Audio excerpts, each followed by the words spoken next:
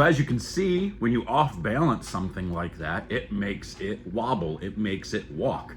Like that washing machine, it's not going to move on its own if it's balanced, if it's centered. So when we think of it like bowling balls that have cores in them, it's the exact same type of concept.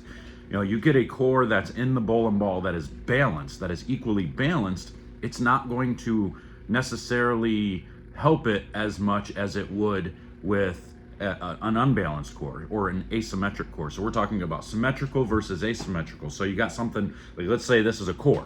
Now this would be a symmetrical core because no matter which way you face it, if you chop it this way, it's the same on this half as it is this half. If you go this way and you chop it in half, it's the same on this half as it is this half. It's symmetrical all the way around. So this ball, this core, is going to rotate this way. So let's say you have the pin here, right? And you set it up to where the core is going to rotate like this. So now it's going to wobble like this, and then it's going to find its way to a stable point to where it's directly straight like this, and it's just going to be stable, right? So there's still some instability here where this is going to be wobbling, but the weight is equally distributed all the way through. So now let's say we just take and add something to it, something a little bit more dense, like a battery here.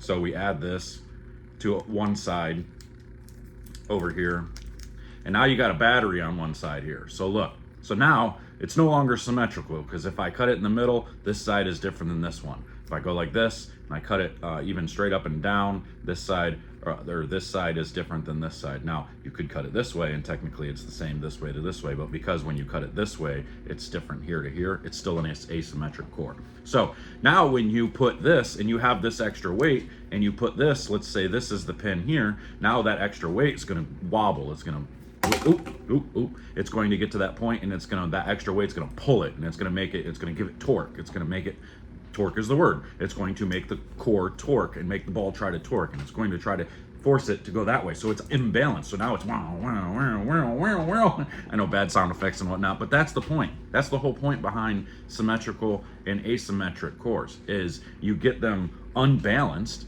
so that way they make that torque, they pull the torque. So when we watch the video of like where Storm did their video, and they have that little spinny table, and they stand on the table and they have weights in their hands, and then they put the weights out like this, you know, the torque is very slow. It slows you down, and then you come back in like this, and now all of a sudden you're spinning faster. Just like I mentioned with the figure skaters, when they go out and they're skating, you know, they unbalance. Now what would happen if you just put one arm up? You know, it's the same type of thing. It's going to torque, and if you lean a little bit, now it's going to be going fast and then slow, and then fast and then slow, and then fast. You ever been on, so like at the park, let me see if I can find a video of one of these little spinny things, but at the park where they have the leaning little spinning chairs. She's doing it herself. Wow, she's doing it herself. She's just making herself dizzy.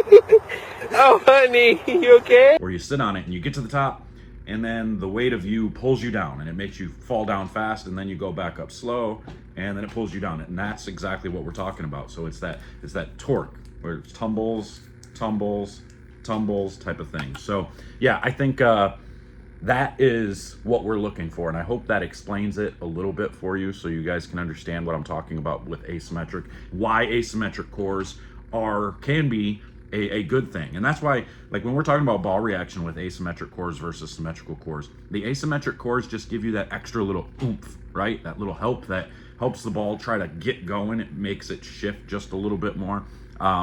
When you need something a little bit quicker, something that's going to make a little bit more of a stand-up type of motion, that's what that's for. So more of like when the lanes get easier and you need the extra power, you need the extra torque on the lanes, you go to asymmetric. When the lanes are a little tougher, they're a little flatter, and you need something smoother, you go to something that's symmetrical, that's a little bit more stable, a little bit more predictable, a little bit more continuous. It's not going to do something crazy, because you got to remember, if you get that core off balance, so let's say you normally tumble it this way, and then all of a sudden your hand position makes it to where now it's more tumbling this way, that's going to be a different ball reaction than when you had it tumbling this way, right? So those little changes in your hand are more susceptible and easier to see on an asymmetric core. So that's why sometimes when you throw a shot and you think you throw it good and it's good speed, it's good in the right direction, but the rotation was off just a little bit, and so the ball four pins or flat tens or does something that is just unexpected. A lot of the times that is due to an asymmetric core kind of helping or hurting, depending on the situation, your ball reaction. So that is I don't know if I can explain it any better than that, other than giving you prime examples or video of the examples, but this was just a quick talk through so you guys can understand that just a little bit more. Let me know in the comments below what you think. Do you prefer a symmetrical ball or do you prefer an asymmetric ball? What is it that you are looking for in ball motion for you specifically? Do you like to play straighter? Do you like to play in? And when you're playing in those specific areas, which bowling ball is best for you? So that's all I got for you. Hope this helps.